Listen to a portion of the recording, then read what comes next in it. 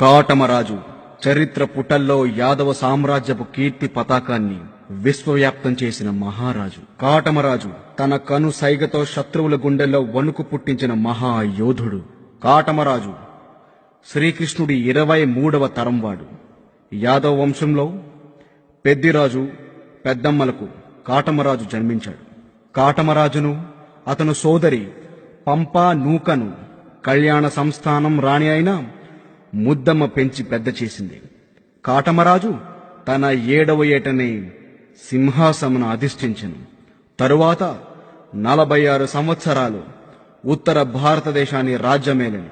నాటి యాదవులు యలమంచిలి, పంపాద్రి, అర్ధవీరుడు, ధనుముకొండ అను నగరములు రాజధానులుగా చేసుకుని రాజ్యమేలిరి. వీటిలో యలమంచిలి, పంపాద్రి అనే ప్రదేశములు